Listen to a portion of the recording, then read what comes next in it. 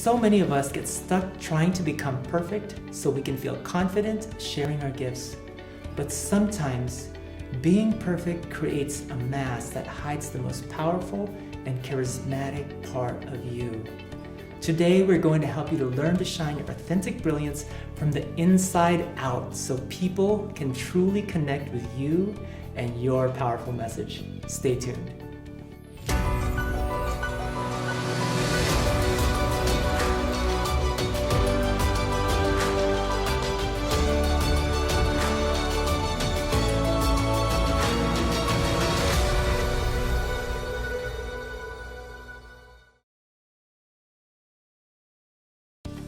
Welcome to Transformational Messenger TV. As a messenger, you are here to share your message as powerfully and impactful as you can. But one of the things that can get in the way are your fears of what people may think of you. Today, we have a very special guest, Katherine Johnson, who's going to help us to overcome that fear by showing us how we can be more aligned from the inside out. Katherine Johnson is an internationally recognized image and personal brand expert. She teaches speakers, leaders, and influencers how to dress authentically to elevate their presence, effectively convey their personal brand, and confidently connect with their audience. Instead of focusing on the clothes first, she is passionate about focusing on the person and framing her in the clothes that create a memorable and congruent presence. Whether it's knowing what to wear on stage or in front of the camera or leading a seminar, Katherine revolutionizes everything about showing up authentically and aligned from the inside out. Welcome, Katherine, to the show. Hi, Ron. Thanks for having me. This is such a powerful topic because many of us are, worried about what we look like. And when we look in the mirror, it's sometimes hard for us to see and feel good about who we are and how we appear. Yeah. It's funny because it seems so superficial in some ways, like, clothing and what we wear. And yet the reality is there's all these other issues going on that are much deeper about what does it mean to really show up? Yes. What does it mean to be visible? When are we hiding? Yes. When can people really see us? When are we bringing our best self forward? Mm-hmm. So it all ties together. And then there's this actual tangible tool of, how do we present ourselves? What do we wear on our bodies? Yes. And as messengers, we focus a lot on that inner work. How do we better ourselves? How do we support and better serve our people? But one of the things that we may not spend a lot of time with is our image. Mm-hmm. And it sounds like that is also a very powerful part of being a messenger. Tell us a little bit more about how image is very important. Even for people who are deep and think, I don't want to be superficial and worry about how I look. Mm-hmm. So how we show up, what we share with the world, how the world sees us, that's our perceived image, how others see us.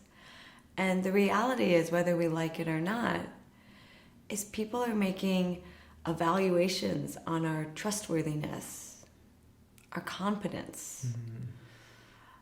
And we have the ability, we actually have an opportunity to facilitate making those connections, to having those authentic first impressions by the clothes that we wear, by showing up in a way that encourages connection. It communicates that we're open and approachable, because clothing can either help us connect or it actually can disrupt from that connection from happening with others. Yeah. It can create a barrier. It can communicate something that's not at all aligned with who we really are. So what happens in those moments, people can't see you and they can't hear you. There's like a static. There's something going on visually that's making it hard for people to hear you. Interesting. Yeah. Yeah. That's such a powerful concept, though, because we are living in this world where first impressions can stick.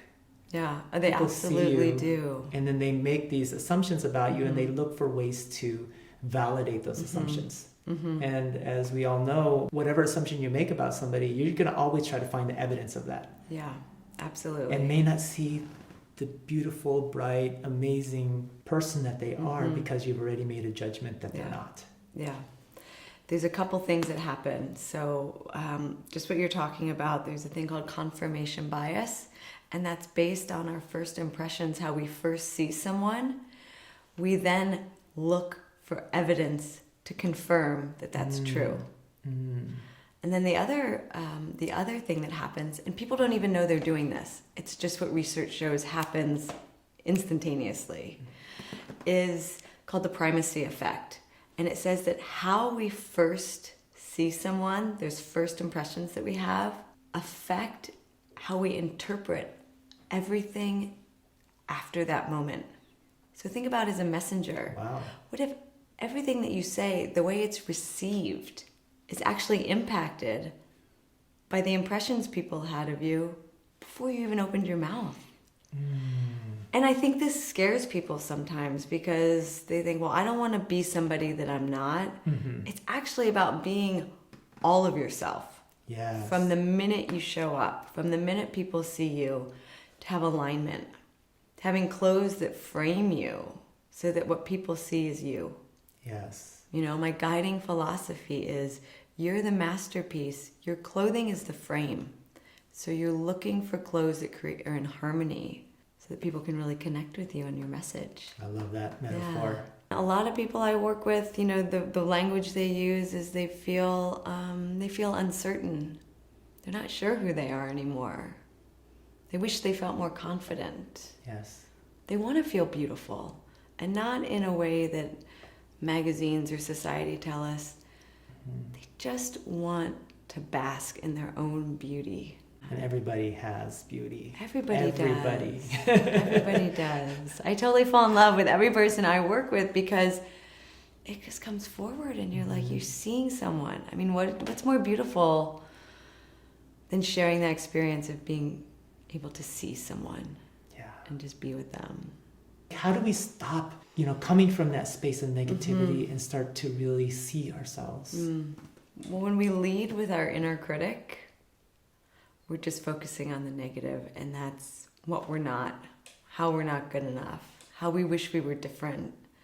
That's such a debilitating mindset because it stops us from being present with who we are, right?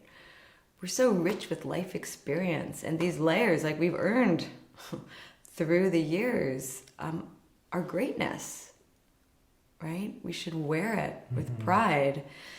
So there's a mindset shift that needs to happen around, like you're saying, how do you see yourself? What are you looking for? It's not starting with how you want to hide or the parts of yourself you don't like, because that just sets the tone for how you're going to engage in that day. Yeah. But what are the things that you can wear, or the colors or the fabrics that you feel radiant? You literally, like, you come forward, right? When they frame you. Because there's a real power in the energetics of color and textiles. And sometimes they create a barrier. There's three ways that I like to talk about how clothing can disrupt connection. And it's when we use it as an invisibility cloak. And those are clothes that just make us disappear into the masses. Yeah. And we're not able to be seen by the people who need to hear our message. There's armor. Wearing our clothes like armor, so it's meant to make us look professional, but actually it can make you look cold and unapproachable. Does it also look strong too? It looks strong. People feel strong in it and they feel protected. But when it comes across like armor, the perceived image is that person's intimidating. I can't actually see that person. Yeah. Right? They feel really hard. Yes. And so that's the difference between how you feel when you're in those clothes, but how you're perceived. What message are you sending? And so that armor can be exhausting because you put it on every day to protect yourself. You think you're in a battle, it seems like, right? Yeah, you have to suit up. And it's draining. It is so hard to don that shell every day. Yes. So, and sometimes people don't even know they're doing it. It takes that awareness, that stopping. Yes. And then the third way, I like to call friendly clothes. So it's dressing in clothes that you think will make you seem more approachable because you don't want to appear too pushy, too arrogant, too powerful. But really what it does, I find, is it waters people down in a way where they become almost like puddles, like there's no boundary. And you deserve to stand in your brightest light. Yeah. It seems like there's a dissonance in that. Yeah. Yeah, so any of those ways disrupt connection. And I've actually lived in all of those. In my own experience, I can relate. I don't say this as a don't do this. I'm saying I've lived it. Yeah. You know, I know what it's like to crave being seen, but everything about me said, don't see me. Is that why you're so passionate about the work you do? Yeah, my whole life has changed because I've discovered the place and I have the joy that, like, I just show up as I am and I know how to share that. And through doing that, everyone in my professional and personal worlds is like exactly the people I've been craving. Because you're radiating you. Yeah, and they can see me. Yes. And they're attracted to it. And the people who want to work with me, it's because they get that this is what the experience will be like. Yeah. And it's not a fit for everyone, and I'm okay with that. I love what you said there. It's about being you, so you get people that want to work with you, not want to work with the image you're trying to create for yourself, but want to work with you. That's powerful. That's a really important distinction that we need to make as messengers, so that we can start to receive the people that are there wanting to see us. Your message really is going to land with people who need it. And so it isn't being everything to everyone. It's starting with who you are, the message you have to share, and then amplifying it. Yeah. Right? Yeah. Using all your avenues to share it and let people see it, because otherwise they could miss it. I mean, that's the thing. Otherwise, they might miss out on it if you're waiting until they hear the words. There's all these steps beforehand where your presence has a way, it's like a conduit to connection. Yes. I love that. It feels so effortless. Like it takes the burden off of trying to create something that people will like. Yeah. It really should feel, there should be an ease about it. If you feel you're trying really hard, or it's exhausting, or you put it on and take it off, it's worth exploring what's going on there. How could it be easier? Who are the people that really know you? What do you like when you're with them? That's a good point. Yeah. That's a good point. Because sometimes it's really hard to know. Like, am I wearing armor? Am I, like when you're in it, right? Because you've gone through quite a journey to discover that. I know you have so many things that you brought forth in the world that help support you and your confidence. Can you share a little bit about your story of how you had that awakening?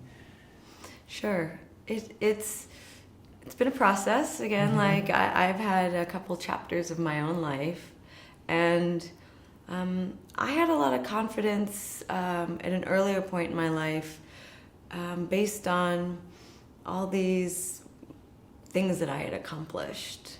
And I had visibility, like people knew me and recognized me for some of the hats I wore. And I had confidence because I had accomplished certain things. It was like, what's next? What's my goal? Yeah, you graduated from an Ivy League school. Yeah. You're a star athlete. I had a certain profession. I was in a field that I thought this is what I was supposed to be doing. And then I moved into, in my personal life, I was married, I have a family, and so each one of those things had an identity that I was known for. Yeah, kind of like the American dream, right? Yeah, you know what? I have had a chapter of my life that was perfect. I had people telling me, you have the perfect life. And the truth was, I felt like a ghost. Wow. I felt invisible because I was doing everything I thought I was supposed to be doing. And the truth was, I had forgotten about this center place, right? If we think about who we are as the core, it's like that bullseye in the center. Yeah. I was living out in this outer ring, and it was part of my identity, but I gave it all my self-worth. Yes. And I forgot about who's in the center. And so the outer ring was all of those things that you were hiding behind? it was my perceived image. It's Your how perceived people knew image. me, and I was hiding behind it. And I wasn't bringing anything about my core into how I was living. Because I had this notion that was imperfect, that core part. That wasn't enough for people. Wasn't enough for me. Wow. So you need to be someone else. Yeah, I needed to be all these other things, the titles, the accomplishments, the profession. And when the marriage was gone, when I was no longer a star athlete, when that profession was unfulfilling, when college felt like a lifetime ago, who was I? I felt really irrelevant. Wow. Yeah, and so I think a lot of people can relate to this fact. There's this part of you that's just who you are. That's your authentic self. But there's a layer right around that that's just filled with interference. And it's fear of not being good enough, fear of being an imposter, fear of disappointing others. And so we're so worried that we don't bring that part forward. We don't nourish it. We're scared to share it. Yeah. When the fear becomes so great, the masks become very important. And what we create, like you call it the layers, becomes so important. When they start to fall off, what's left? Yeah.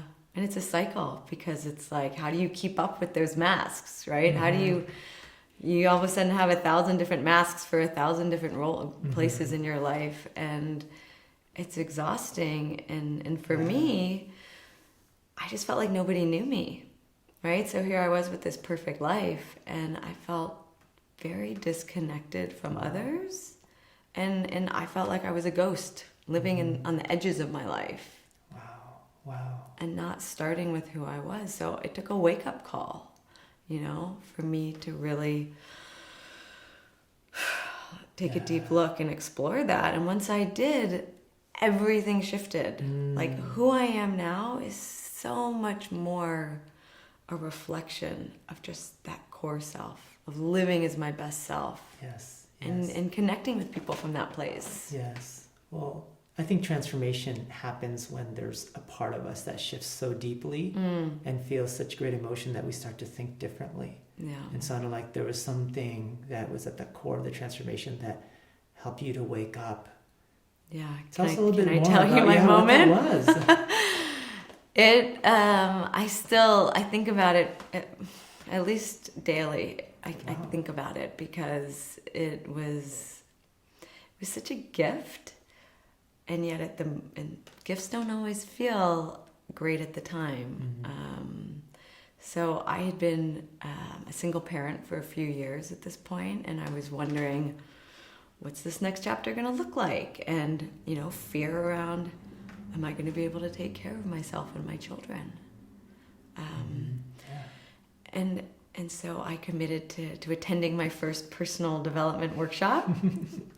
Still think about that. It was called Being on Purpose, and it was, something in the neighborhood, and I thought, I'm going to do this. I'm open to it. And so that afternoon I was picking up my kids from school, and my daughter was 6 at the time. And we were on the playground having a snack, and I just said, hey, there's going to be a babysitter tonight. I'm doing something down the street. And she said, well, why do they even want you there? Nobody even knows who you are. She ran off to do the monkey bars. And I sat with that. And it crushed me. Yeah. For my daughter. So clearly. To say, nobody even knows who you are. And that weekend, like in that workshop, I committed to figuring out, why am I invisible? Why don't I want to be seen? And I did it in part for my children. Yes. How I show up, how they were seeing me is a reflection of how I saw myself. And so I wanted to be living in a much more powerful way, right? Embracing my greatness, not being afraid, making an impact. I was so afraid my whole life of not making an impact that I wasn't making an impact. Like I just kept holding myself back. Yes. You kept holding that image of who you thought you needed to be instead of being who you are. Whatever I did, it wasn't going to be enough. So why bother? Why try? Wow. It just locked me up. So different now. I know. It's you so are. different. You're so radiant now. You're confident. And you're really expressing who you are. Yeah. I'm having fun. Yes. I am like having fun and not paralyzed with fear. And not exhausted. Yeah, I'm not exhausted. It's really great. It's just joyful. Mm-hmm. It's really joyful to be who you are. Beautiful. Yeah. I love it. So it sounds like you've got a lot from that journey. Mm-hmm. Is there something that you'd love to share with the audience to kind of help them find their turning point in their relationship with themselves so that they can start to shine more of who they are? Mm-hmm. Well, one of the things is to get really clear with your intention around who are you right now? How are you showing up? With the gifts that you bring, with the message that you want to share, what is it you want to communicate? Mm-hmm. And you don't start with what you think others are expecting of you. Because that's just propagating the masks. Mm-hmm. Yes. Mm-hmm. That's turning yourself into, well, who do I need to be? Mm-hmm. How do I please this group? Yes. Comes from fear. It comes from, I'm not enough. I need to be somebody else. Yeah. So you start with, who am I right now? And you really identify. I call this a style recipe. So we can tie this all the way out to the clothes you use when you show up. Yes. But it actually starts with those same words are going to apply to what do people experience when they come in contact with you, with your message, with any platform that involves you. You get really clear on what do you want more of? What do you want to embody? Yeah. You know, not what it should be, but what is it? Yeah. How can you just be that? Yes. Yes. The part of you that's already there. Yeah, Not the part of you that you're trying to forward. fake it till you make it, but the part of you that you already have that quality. You just want to bring it out in that situation because we're so multifaceted. Yeah. Just bringing that presence in. Yeah. Yes. What I want to recommend is building on this idea of how do we see ourselves and taking some time to tune in with some mirror work. And then what that can look like is taking just a few moments even. But I want to focus on, let's say, in the time of 10 breaths, looking at yourself in the mirror and really connecting through the eyes. And allowing that there's going to be times where within a few breaths, you're probably going to start to resist it. Or you're going to want to start to look around and be like, what don't I like? What can I be critical about? And notice it, but don't stay in that place. And just keep looking into your eyes and tuning into what's there. What do I feel? Like what really bubbles up when you're connecting? And get through 10 breaths, and it will feel like a long time because we actually don't gaze at ourselves that long. We do the once over or what do I need to fix? But what if you use what if you what don't I like? I want you to actually use a really loving gaze. Like how would you look upon a small child? Look upon yourself with that way and really be interested, be curious. See what you discover. That's part of that shift of that mindset. Yes. How you're going to come forward with your life. I want you to really connect with that place. I love it. That's such a powerful tip, Katherine. So I invite you this week, do some mirror work. Take the 10 breaths. I love that because that gets you in your body and see you. And Katherine, I know you also have a gift for our audience today. You want to share a little bit what that is? I'd love to share something. So a lot of us wonder, how do I know if there's a disconnect, right? I feel good, or I don't even know. How do you identify that?